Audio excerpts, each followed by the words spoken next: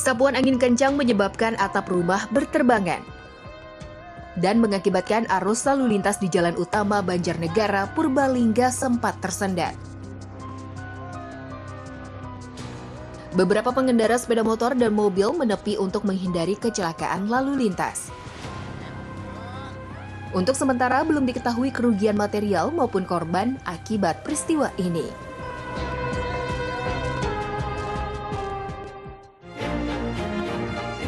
Assalamualaikum pemirsa, apa kabar Anda? Semoga sehat selalu ya. Sebelum kita mulai aktivitas hari ini, kita update dulu seputar informasi menarik agar pagi Anda lebih berisi. Bersama saya Doni Permana, inilah Cakrawala selengkapnya.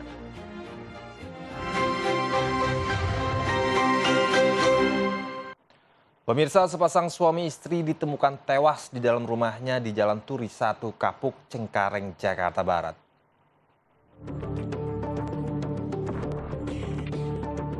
Sobirin dan Ida, pasangan suami istri ditemukan tewas di rumahnya di Jalan Turi 1, Kapuk, Cengkareng, Jakarta Barat.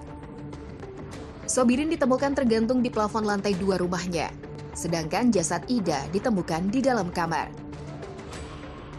Korban pertama kali ditemukan warga setelah tak terlihat selama 1 hari, serta tercium aroma tak sedap dari dalam rumah. Menurut warga, pasangan Sobirin dan Ida sudah lama berpisah. Namun, dalam beberapa hari ini Ida datang berkunjung ke rumah Sobirin. Bahkan sebelum ditemukan tewas, tetangga korban sempat mendengar pertengkaran hebat dari kedua korban. Dikirain cuma satu, ternyata ada satu lagi perempuan, nah itu istrinya. Oh, berarti suami istri apa ya? Suami istri. Tapi kondisinya suami istri itu udah pisah ya. Nah datang ke sini dia lagi mau ada perlu apa gitu. Yang tinggal di sini berarti suaminya atau istri? Suaminya. Suaminya. Ya, itu rumah suaminya. Sementara itu, Kapolsek Cengkareng membenarkan penemuan 2 jenazah yang memang pasangan suami istri. Saat ini polisi masih mendalami penyebab dari kematian kedua korban dengan membawa ke Rumah Sakit Polri Kramat Jati, Jakarta Timur untuk menjalani proses autopsi. Pemirsa, Kementerian Kelautan dan Perikanan mengagalkan penyelundupan 52.000 benih lobster dari Provinsi Lampung ke luar negeri.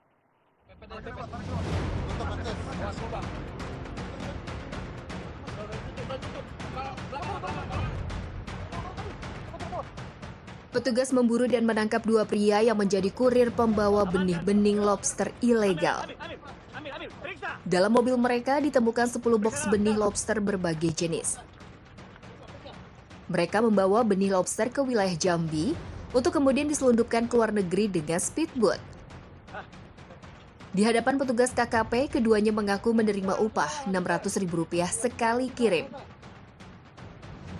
Diperkirakan harga 52.000 benih-benih lobster tersebut di pasar gelap mencapai 7,8 miliar rupiah. Untuk mengungkap pelaku utama, petugas KKP masih mendalami aliran dana sindikat penyelundup tersebut. Setelah dicatat dan diperiksa, seluruh benih-benih lobster langsung dikembalikan ke habitat alaminya. Pemirsa, video satelit di Sukabumi menunjukkan area pertambangan yang diduga sebagai penyebab banjir lumpur Sungai Ciletuh viral di media sosial. Benarkah aktivitas pertambangan menjadi salah satu penyebab banjir merendam 3 desa di Kabupaten Sukabumi itu? Kita lihat. Beberapa hari terakhir beredar di media sosial video citra satelit yang menunjukkan area tambang milik perusahaan tambang yang berada di Desa Mekarjaya, Kecamatan Ciemas, Kabupaten Sukabumi. Warganet menyebutkan aktivitas pertambangan inilah yang diduga menjadi penyebab banjir yang merendam 3 desa yang dialiri Sungai Ciletuh. Dugaan diperkuat karena area tambang tersebut berada di hulu Sungai Ciletuh. Pemerintah Kabupaten Sukabumi menyebutkan kewenangan izin pertambangan itu merupakan kewenangan dari provinsi dan pusat. Namun diduga banjir lumpur di beberapa desa disebabkan karena aktivitas perusahaan tambang dan tambang ilegal yang berada di hulu Sungai Ciletuh, meskipun dugaan ini masih harus dikaji lagi. Dorongan lumpur itu mungkin ada di sana. Oke, hanya dorongan lumpur Untuk mungkin. dorongan lumpur kemungkinan penyebab dari sana karena tadi dari bekas galian-galian. Tapi kalau penyebab air itu harus dipelajari secara utuh karena pasir piring, gunung. Iya. Mataram, Gundul. Itu penyebab gundulnya itu karena apa? Ya, Tambang, rubah fungsi lah. berubah fungsi. Berubah fungsi ya tadi perhutanan mempunyai lahan juga rusak. Pemerintah Kabupaten Sukabumi juga menyoroti adanya alih fungsi lahan dan tatanan hutan yang mulai gundul menjadi salah satu penyebab bencana alam yang terjadi. Polisi menangkap para pelaku penculikan terhadap seorang wanita di depan rumahnya di Jalan Sukanagara, Antapani, Bandung, Jawa Barat. Terungkap motif asmara menjadi latar belakang para pelaku melakukan penculikan. Aduh, gak ada plat nomor. Tangannya dicopot. Oh, pistol.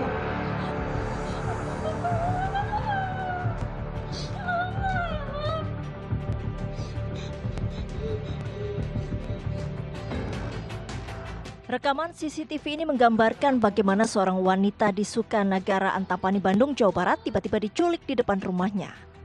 Korban juga sempat ditodong dengan senjata api. Kendati demikian, korban kemudian dipulangkan dengan menggunakan ojek pangkalan. Setelah melakukan penyelidikan, polisi pun mengamankan 4 pelaku penculikan. Terkuak, pelaku utama DAS sakit hati karena korban memutuskan mengakhiri hubungan asmaranya dengan pelaku. Untuk motif di balik kejadian ini adalah di mana antara korban dan pelaku ini pernah terjalin ada hubungan dekat. Prosesnya dimulai dari 2014. 2014 ketika si korban ini proses perceraian dengan suami. Kenal dengan atas inisial D sebagai pelaku, kemudian berjalanlah hubungan ini. Pada perjalanannya, si korban minta putus atau tidak melanjutkan hubungan, sehingga si pelaku dengan inisial D ini sakit hati. Saat kejadian, pelaku tidak melukai korban dan hanya mengambil SIM card ponsel milik korban. Akibat perbuatannya, para pelaku dijerat pasal berlapis dengan ancaman hukuman 12 tahun penjara. Pemirsa, pengunduran diri Miftah Maulana Habibur Rahman alias Gus Miftah dari utusan khusus Presiden bidang kerukunan beragama dan pembinaan sarana keagamaan tidak menghentikan kontroversi yang terjadi. Justru sejumlah pihak meminta agar Presiden Prabowo menolak Gus Miftah mundur dari jabatannya tersebut. Hingga kini pihak istana belum secara resmi memberhentikan Gus Miftah dan menunjuk siapa penggantinya.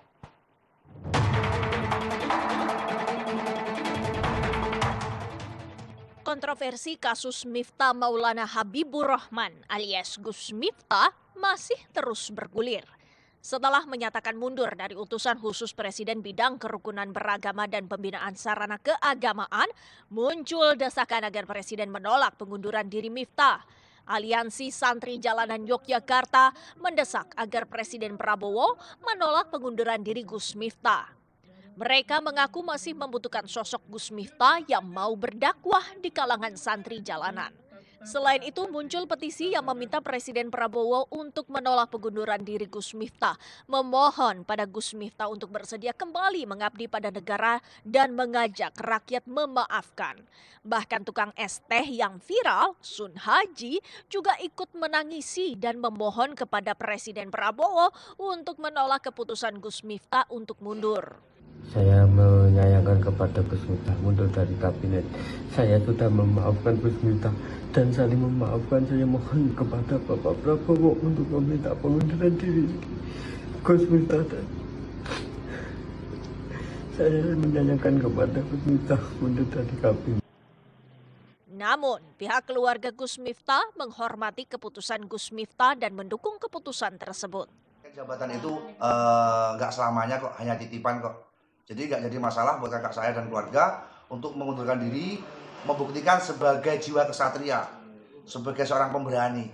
Dan tidak ada kok korupsi di Indonesia ini yang berani seperti kakak saya, Gus Miftah. Tapi kakak saya berani, karena apa? Niat kakak saya tulus untuk membuktikan kepada Indonesia luas, ya toh, menjadi seorang pejabat itu ya harus berani mengambil risiko dan tindakan. Sebelumnya, pengunduran diri Miftah Maulana dari jabatan utusan khusus mendapat tanggapan positif dari Presiden Prabowo Subianto. Prabowo menyebutkan tindakan Miftah sebagai tindakan bertanggung jawab yang harus dihargai. Presiden pun akan mencari pengganti Gus Miftah. Saya kira di Indonesia juga jarang orang merasa salah, bertanggung jawab, dan mundur diri ya. Jadi kita hargai yang itu. Tapi ya beliau sendiri sadar bahwa beliau salah. Akan disiapkan penggantinya nggak Pak? Nanti kita cari ya. Hingga saat ini, Gus Miftah belum menemui Presiden Prabowo yang rencananya diagendakan pada pekan ini. Secara resmi, pihak istana juga belum menegaskan telah memberhentikan Miftah sebagai utusan khusus Presiden bidang kerukunan beragama dan pembinaan sarana keagamaan. Lantas akankah Gus Miftah secara resmi akan diberhentikan Presiden Prabowo dan siapa yang akan menjadi penggantinya? Siswi SMP berubah kelamin menjadi laki-laki. Selengkapnya sesaat lagi tetap di Cakrawala.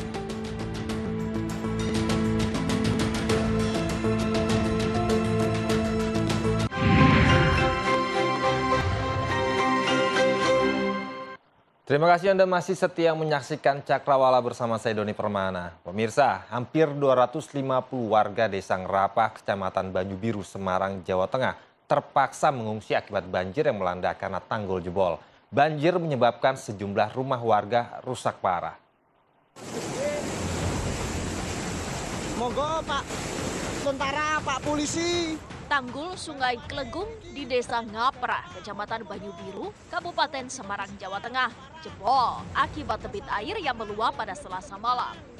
Akibatnya Dusun Ngendo, Desa Ngaprah, Kecamatan Banyu Biru terkena banjir dengan ketinggian bervariasi.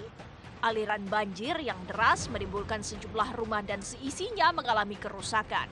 Beberapa warga juga hampir terseret air sungai. Sebanyak 249 warga dari 2 RT yang terdampak terpaksa mengungsi ke rumah tetangga dan posko pengungsian. Meski banjir masih terjadi, sebagian warga yang mengungsi memilih kembali ke tempat tinggal masing-masing untuk membersihkan rumah mereka dari lumpur. Ada 7 kakak yang mengungsi ke tetangga, kemudian di tetangga itu juga dalam kondisi yang bisa dikatakan relatif aman. Posko pengungsian di sini ada beberapa tempat, termasuk di dapur umum, jadi ada 3 lokasi.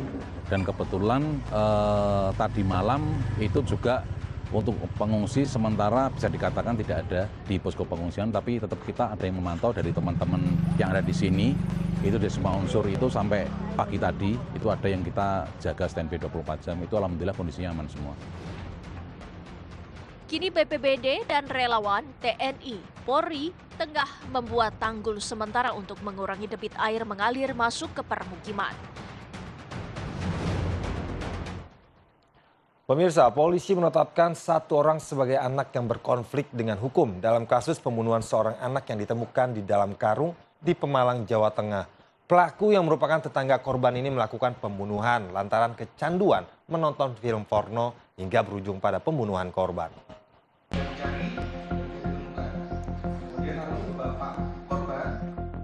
Polisi menetapkan 1 orang sebagai anak yang berkonflik dengan hukum dalam kasus pembunuhan seorang anak yang ditemukan dalam karung di Pemalang, Jawa Tengah. Pelaku yang merupakan tetangga korban ini menyelinap masuk ke dalam rumah korban untuk mengintip dan merekam korban. Korban yang mengetahui kejadian ini pun berteriak hingga membuat pelaku panik dan berujung pada pemerkosaan dan pembunuhan. Kasat Reskrim Polres Pemalang, AKP Andika Oktavian, mengatakan bahwa anak yang berkonflik dengan hukum ini diduga kecanduan menonton film porno hingga tega melakukan aksi pembunuhan ini. Yang bersangkutan mendapatkan beberapa pukulan di bagian belakang sehingga menyebabkan mati lemas, kurang oksigen. Dan yang bersangkutan itu sempat melakukan persetubuhan dengan korban.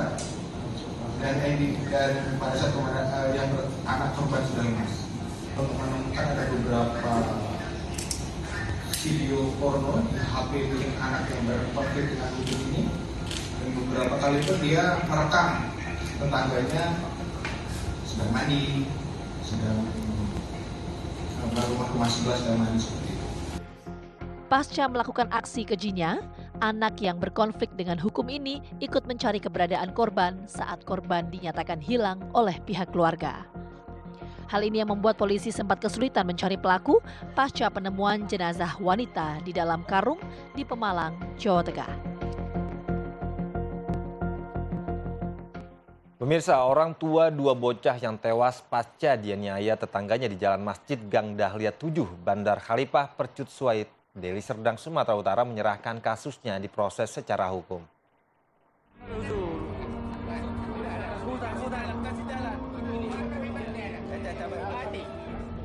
Hertawan Lawolo, ibu ketiga bocah yang ditusuk tetangganya masih belum percaya anaknya menjadi korban penusukan. Apalagi dua diantaranya meninggal dunia. Hertawan mengaku tidak pernah berselisih paham dengan para tetangga. Apalagi ketiga anaknya suka bergaul dengan tetangga. Menurut Kapolsek Medan Tembung, Kompol Johnson Sitompul, pemicu tersangka Rudi Sihaloho, tega menusuk ketiga balita itu karena sakit hati. Karena sering diejek dan dihinakan. Meskipun korban ini yang dianiaya oleh si pelaku ini anak-anak, tapi acap kali karena mereka berdekatan rumahnya selalu mengejek bahkan pernah meludahi si pelaku. Jadi perbuatan ini sudah dilakukan para korban ini meskipun anak-anak berulang. Mungkin ini yang membuat sakit hatinya si pelaku itu yang dia pendam selama ini. Peristiwa ini itu mungkin klimaksnya sehingga dilampiaskannya. Ada dugaan pelaku gangguan jiwa? Kalau sejauh itu belum bisa kami berikan kepastiannya, nantinya dalam proses penyidikan oleh unit PPA Satreskrim Polrestabes Medan. Setelah ditangkap, polisi akan memeriksa kejiwaan tersangka. Pemirsa, seorang bocah perempuan yang duduk di kelas 9 di Bogor, Jawa Barat mendadak berubah kelaminnya menjadi laki-laki. Mirisnya pengobatan bocah tersebut terkendala lantaran sang ibu yang hanya seorang penjual nasi uduk. Seorang gadis yang berstatus pelajar SMP swasta kelas 9 yang berusia 14 tahun bernama Tiara Aprilianti Putri, warga kampung Ciberem, Desa Cibatok, Kecamatan Cibungbulang, Kabupaten Bogor, Jawa Barat ini merasa heran dengan perubahan kelamin yang dialaminya. Gadis kelahiran tahun 2010 ini pada tanggal 23 Oktober 2024 silam merasakan ada perubahan pada fisiknya, tepatnya di bagian alat vitalnya. Di atas alat kelaminnya muncul alat kelamin laki-laki. Ibu kandungnya Sukarsi yang kemudian memeriksa kaget karena mendapati putrinya memiliki dua alat kelamin. Anak ketiga dari pasangan suami istri Sutisna dan Sukarsi yang tinggal di Desa Cibatok, Kecamatan Cibungbulan ini sudah dibawa ke puskesmas setempat, namun dirujuk ke rumah sakit di kawasan Dramaga. Namun dari rumah sakit tersebut, Tiara kembali dirujuk ke rumah sakit lain di Jakarta guna pemeriksaan lebih lanjut. Setelah muncul kelamin laki-laki, Tiara juga semakin bersikap seperti seorang laki-laki. Ia memotong pendek rambutnya dan berpakaian layaknya seorang laki-laki. Untuk sementara waktu, Tiara tidak bersekolah lantaran khawatir akan menjadi bulan-bulanan kawannya yang selama ini mengetahui jika Tiara adalah seorang perempuan. Guru-gurunya ke rumah datang, gimana masa sekolah, ini dulu lah dipending dulu aja, kata takut dia kan dari teman SD-nya, SMP-nya belum pada tahu bahwa dia udah berbentuk gini. Ke sekolah lagi itu mulai kelas 3, kelas 1, kelas 2, kelas 3 masih pakai kerudung, pakai underrok, SMP masih ini. Udah ke sininya tuh, gurunya juga pada datang, kepala sekolah juga pada datang. Ibu Sukarsi yang bekerja sebagai pedagang nasi uduk di rumahnya kini hanya bisa pasrah dengan keadaan lantaran tidak memiliki biaya untuk melakukan pengobatan terhadap anaknya. Pasalnya oleh rumah sakit, Tiara disarankan untuk melakukan operasi kelamin yang memakan biaya tidak sedikit. Sementara itu penghasilan sang suami sebagai pegawai honor di kantor desa hanya cukup untuk makan saja. Kita beralih ke informasi lain pemirsa, pasukan Zionis Israel terus membombardir Suriah di tengah kekacauan politik pasca tumbangnya rezim Presiden Bashar al-Assad. Perdana Menteri Benjamin Netanyahu memerintahkan Angkatan Udara Israel menghancurkan kemampuan militer strategis yang ditinggalkan tentara Suriah agar tidak jatuh ke tangan kelompok ekstremis. Tentara Tentara Zionis Israel merilis video serangan yang diluncurkan ke wilayah Suriah termasuk pelabuhan di wilayah Latakia. Kapal angkutan laut dan pesawat tempur dikerahkan dalam serangan tersebut.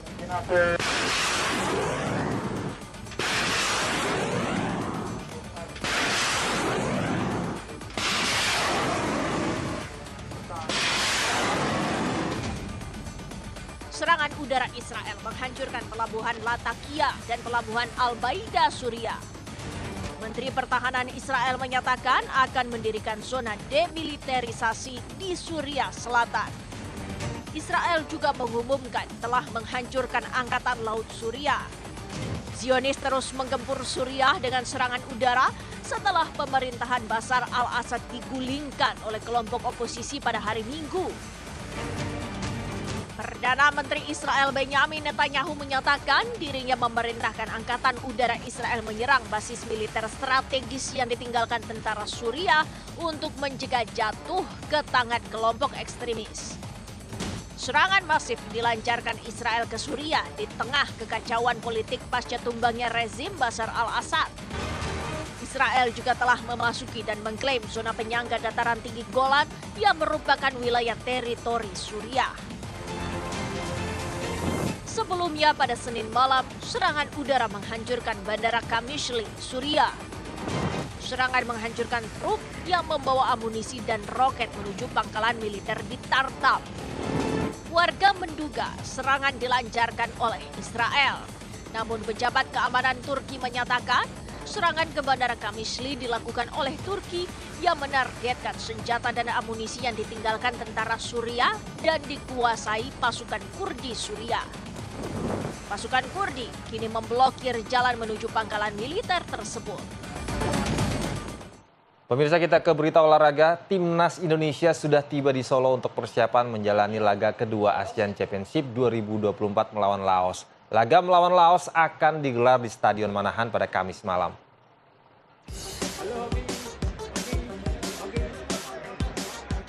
Setelah berjuang di Myanmar pada laga pertama ASEAN Championships 2024 Selasa malam, para penggawa timnas tiba di Bandara Adi Sumarmo di Kabupaten Boyolali, Jawa Tengah.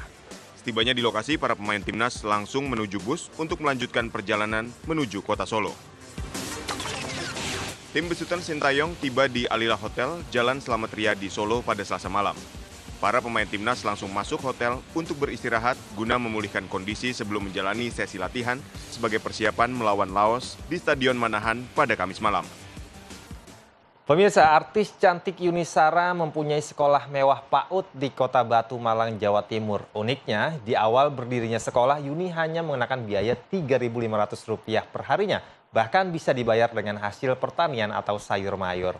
Dan pemirsa, sekaligus ini berita menutup perjumpaan kita pagi ini. Saya Doni Permana beserta kru yang bertugas pamit undur diri. Tetap semangat dan wassalamualaikum.